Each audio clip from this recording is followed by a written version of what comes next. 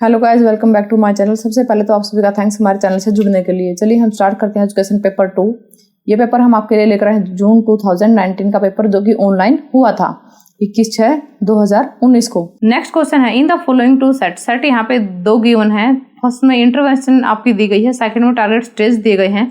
तो इंटरवेंशन के अंदर क्या है, 2 ईयर ट्रेनिंग कोर्स दिया गया है, 1 ईयर ट्रेनिंग कोर्स है, 230 वर्किंग डेज है, ऑर्गेनाइजेशन ऑफ समर इंस्टीट्यूशन है, कोर्सपोंडेंस कोर्सेज और स्टडी लीव है।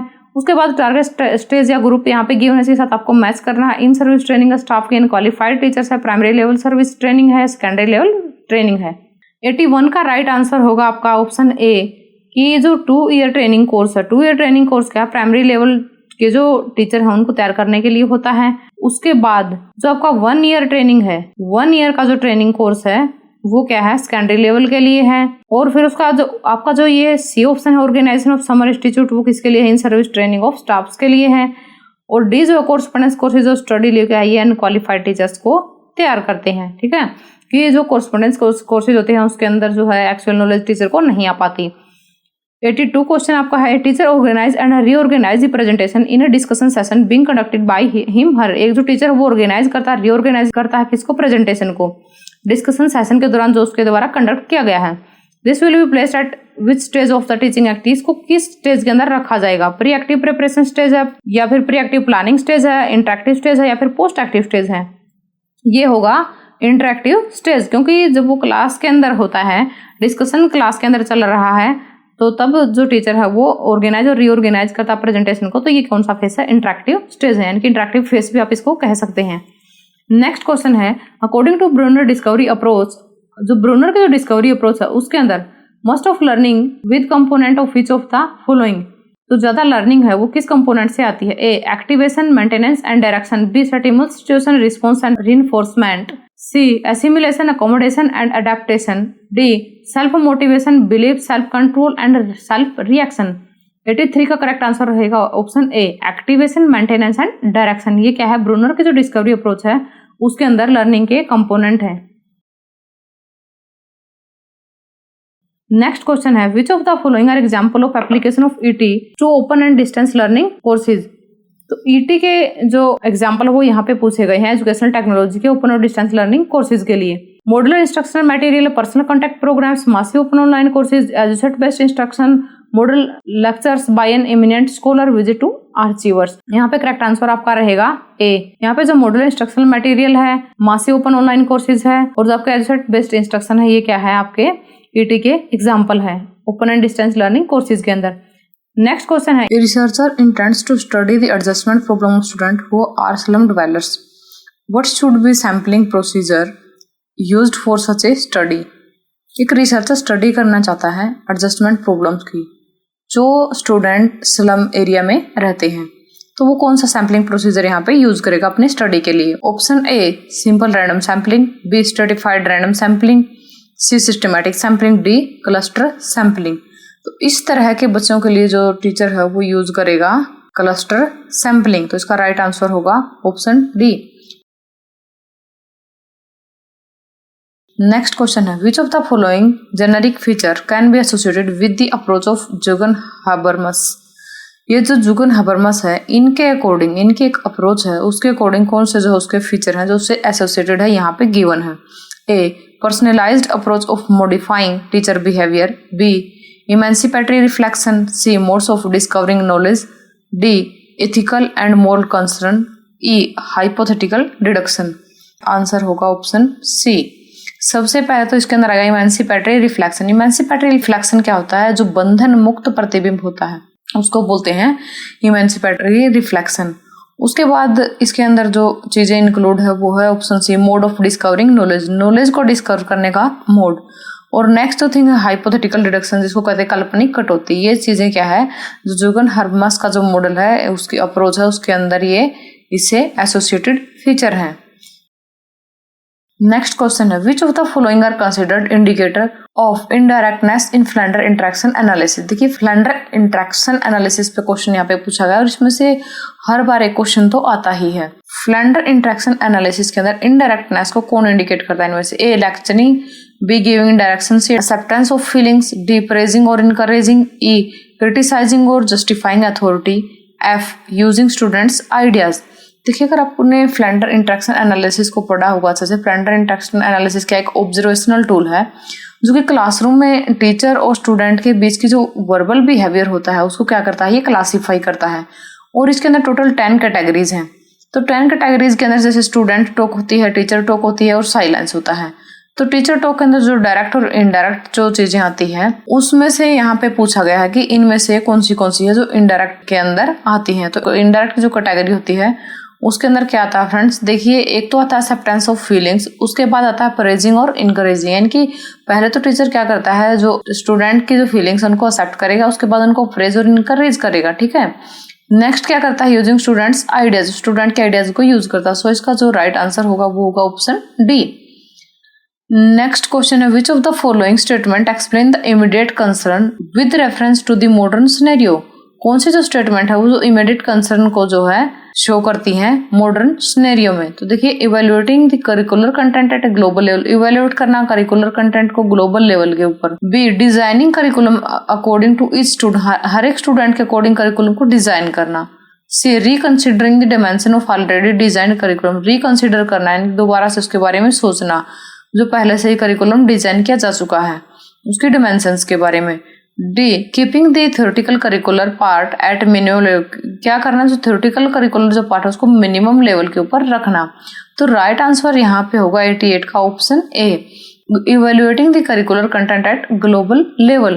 कि आजकल जो एजुकेशन है उसका यूनिवर्सलाइजेशन हो रहा है, तो इसके ऊपर क्या करना पड़ेगा, ग्लोबलाइजेशन हो रहा है एजुकेशन का, जो एजुकेशन है वो ग्लोबल लेवल पे दी जा रही है, तो इसलिए इवेल्युएट करना पड़ेगा करिकुलर कंटेंट को ग्लोबल लेवल के ऊपर।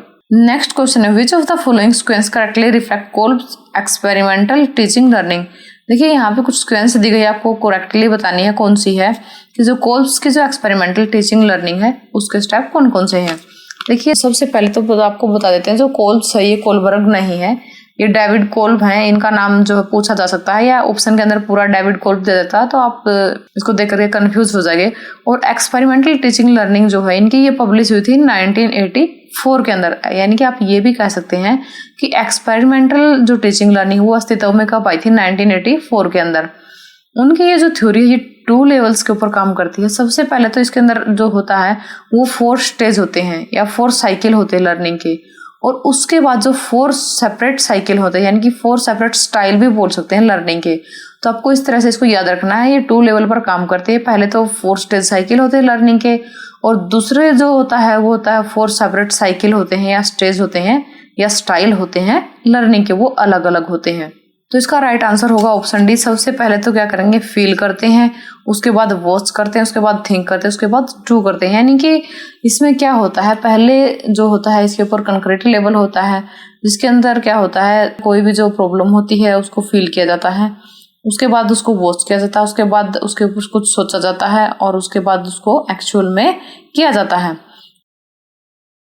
नेक्स्ट क्वेश्चन है, below are given some general steps for undertaking cost benefit analysis. Cost benefit analysis के स्टेप यहाँ पे कुछ गिवन है, उनमें से आपको सीरीज में लगाने हैं कि कौन कौन से स्टेप जो है इसके अंदर हम कॉस्ट बेनिफिट एनालिसिस के अंदर फॉलो करते हैं।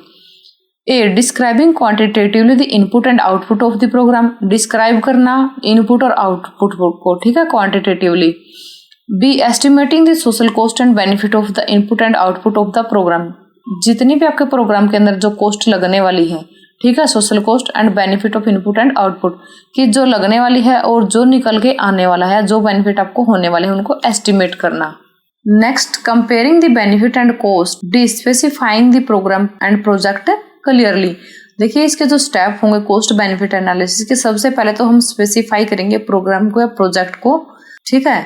तो देखिए कई बार तो हमें एक ऑप्शन देखने से ही क्वेश्चन का आंसर मिल जाता है, तो अब हम ऑप्शंस देख लेते हैं। यहाँ पे ऑप्शन क्या क्या होंगे आपके, देखिए ए के अंदर भी डी पहले नहीं है, बी ऑप्शन में डी पहले है, सी में नहीं है और डी में नहीं है। अगर आपको एक्यूरेटली ये पता है कि यही ऑप्शन पहले आने वाला है तो क्या है, आपका राइट आंसर जो है चूज करने में आपको दिक्कत नहीं आएगी। तो इसका राइट आंसर यही होगा, बी ऑप्शन।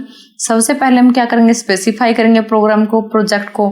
उसके बाद क्या है, उसके बाद हम डिस्क्राइब करते हैं क्वांटिटेटिवली जो इनपुट और आउटपुट है प्रोग्राम की। उसके बाद एस्टिमेट करेंगे सोशल कॉस्ट और बेनिफिट क्या है हमारे प्रोग्राम के। लास्ट में कंपेयर करेंगे बेनिफिट एंड कॉस्ट को। So this is the right answer. Next question है, one of the main feature of inclusive classroom is, inclusive classroom का मेन फीचर क्या है? Option A, teacher organise the classroom with the scope of heterogeneity in the classroom. Teacher जो है organise करता है classroom का, नहीं क्लास के सारे बच्चों को जो है हेट्रोजेनिटी यानी कि डिफरेंट टाइप के बच्चे होते हैं क्लास के अंदर, उसके अकॉर्डिंग क्लासरूम को ये टीचर ऑर्गेनाइज करता है। B, teacher takes special care of disabled children. Inclusive classroom के अंदर जो टीचर होता है वो डिसेबल्ड स्टूडेंट की जो है ज्यादा केयर करता है। C, teacher seeks the support of specialist to help to slow learner. जो स्लो लर्नर होते हैं उनके लिए जो टीचर होता है वो स्पेशलिस्ट की हेल्प जो है लेता है। D, teacher shows sympathy to disabled children. जो डिसेबल्ड चिल्ड्रन होते हैं उनके लिए जो टीचर होता है वो सिंपैथी शो करता है। देखिए अगर हम इन सब में से देखें तो जो इंक्लूसिव एजुकेशन होती है, इंक्लूसिव जो क्लासरूम होते हैं उसका जो मेन फीचर होगा वो होगा ऑप्शन ए। टीचर क्या करेगा? ऑर्गेनाइज करेगा क्लासरूम को हेट्रोजेनिटी इन द क्लासरूम के अकॉर्डिंग, कि हमारी क्लास के अंदर किस किस तरह के बच्चे हैं तो उन सब के अकॉर्डिंग क्या टीचर क्लासरूम को ऑर्गेनाइज करेगा, यानी कि जो टीचिंग मेथड जो उसने यूज करने हैं, जो टीचिंग स्ट्रेटेजी उसने यूज करनी है उसके अकॉर्डिंग वो यूज करेगा। So right answer is option A. Next question है, while teaching a teacher quite often observe that a student is having learning difficulties. जब टीचिंग करता है तो एक टीचर देखता है कि स्टूडेंट के अंदर क्या है, कुछ लर्निंग डिफिकल्टीज है, समझने के अंदर इनकॉम्प्रीहेंशन, समझने में डिफिकल्टीज है, coupled with lack of concentration, उसके अंदर लैक ऑफ कंसंट्रेशन भी है, यानी कि बार बार क्या है वो स्टडी पे जो ध्यान है वो हटा लेता है, स्टडी पे ध्यान नहीं दे पाता है। And showing symptoms of being hyper active, और उसके अंदर हाइपर एक्टिव होने के भी सिम्टम दिखाई देते हैं। फॉर सच ए केस, ऐसे केस में what will be the most plausible cause, कि ऐसे केस में क्या काज हो सकता है? Option A paraplegia, option B quadriplegia, option C spina bifida, option D Tourette syndrome. देखिए ये सारी बीमारी हैं, एक अलग अलग तरह की बीमारी ये हैं। तो इसके अंदर जो सिम्टम होगा वो होगा spina bifida, option C. Spina बाइफिदा क्या होता है? ये जो रीढ़ की हड्डी होती है उससे संबंधित प्रॉब्लम होती है। तो इस तरह के जो प्रॉब्लम वाले जो बच्चे होते हैं उनकी रीढ़ की हड्डी में या तो गैप होता है या उनकी रीढ़ की हड्डी के ऊपर कोई बड़ा सा फुंसी-फोड़ा कुछ निकला होता है, तो वो ठीक से पढ़ नहीं पाते। तो इस तरह की जो डिफिकल्टी वाले बच्चे होते हैं उस तरह के बच्चे जो है क्लासरूम में ध्यान नहीं दे पाते, उनको लर्निंग डिफिकल्टीज होती हैं। और बाकी की ये जो 3 बीमारी होती है फ्रेंड्स, इस टाइप की जो बीमारी वाले बच्चे हैं वो स्कूल जा ही नहीं पाते और इनकी बहुत ज्यादा प्रॉब्लम होती है। नेक्स्ट क्वेश्चन हम देखते हैं, as mandated by an act of parliament. Act of parliament के द्वारा क्या है, व्हाट आर वेरियस ऑब्जेक्टिव और rehabilitation council of India. Rehabilitation जो काउंसिल ऑफ इंडिया है उसके क्या ऑब्जेक्टिव हैं, पार्लियामेंट के एक्ट के थ्रू क्या मैंडेट किया गया है? A, to conduct a survey on facilities available for technical education, to regulate and monitor service given to person with disability, to achieve planned and coordinate development of teacher education system, to standardize करना syllabus और to maintain a central rehabilitation register of all qualified professional and personnel, to lead nationwide quality movement। तो इसका right answer होगा ए। सबसे पहले तो ये क्या करते हैं, जो एक्ट ऑफ पार्लियामेंट उसने रिहेबिलिटेशन काउंसिल ऑफ इंडिया के लिए ऑब्जेक्टिव निर्धारित किया है कि वो रेगुलेट करेंगे और मॉनिटर करेंगे सर्विसेज को जो पर्सन विद डिसेबिलिटीज को दी गई है, यानी कि जो डिसेबिलिटी वाले लोग हैं उनके लिए जो भी सर्विस गवर्नमेंट के द्वारा प्रोवाइड की गई है उनको रेगुलेट करना, उनको मॉनिटर करना रिहेबिलिटेशन काउंसिल ऑफ इंडिया का काम है। उसके बाद सिलेबस को स्टैंडर्डाइज करना, यानी कि जो पर्सन विद डिसेबिलिटी वाले बच्चे हैं उनके लिए जो स्टैंडर्ड जो निर्धारित करती है, सिलेबस को जो निर्धारित करती है वो भी रिहेबिलिटेशन काउंसिल ऑफ इंडिया करती है। नेक्स्ट थिंग आती है इसके अंदर जो सेंट्रल जो रिहेबिलिटेशन रजिस्टर है, सारे के सारे जो क्वालिफाइड प्रोफेशनल और पर्सनल हैं, कौन से क्वालिफाइड पर्सनल और प्रोफेशनल जो कि पर्सन विद डिसेबिलिटी के लिए काम करते हैं, उनके रजिस्टर को मेंटेन करना भी इसी का काम है। सो राइट आंसर यहाँ पे होगा option A.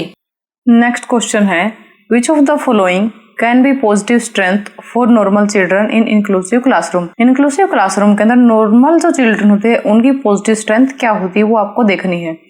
Option A, mental development become faster, B, social skill develop easily, C, motor skill develop easily, D, collaborative skill develop easily. देखिए जो इंक्लूसिव क्लासरूम के अंदर जो बच्चे होते हैं उनके अंदर जो सोशल स्किल्स होते हैं वो इजिली डेवलप हो जाते हैं। सो राइट आंसर यहाँ पे होगा ऑप्शन बी। नेक्स्ट क्वेश्चन है, as per national sample survey what percentage of our population is counted as disabled. देखिए, नेशनल सैंपल सर्वे के अकॉर्डिंग हमारी जो पॉपुलेशन है इंडिया की, उसके अंदर से जो डिसेबल्ड जो चिल्ड्रन है या जो डिसेबल्ड जो पॉपुलेशन है वो कितनी काउंट की गई है, उसकी परसेंटेज यहाँ पे गिवन है। ऑप्शन ए 8%, बी 2.8%, सी 4% और डी है 2.1%। तो ये जो पॉपुलेशन थी इसकी परसेंटेज थी 2.1%। तो ऑप्शन डी यहाँ पे करेक्ट है। Thanks for watching friends. Video को लाइक करना, शेयर करना और फ्रेंड्स जितना हो सके आप खुद भी चैनल को सब्सक्राइब करना और अपने फ्रेंड्स से भी अपने इस चैनल को सब्सक्राइब जरूर करना। ये जो वीडियो होती है आपके लिए काफ़ी सारी हेल्पफुल रहेंगी। Thank you friends, bye bye, मिलते हैं नेक्स्ट वीडियो में।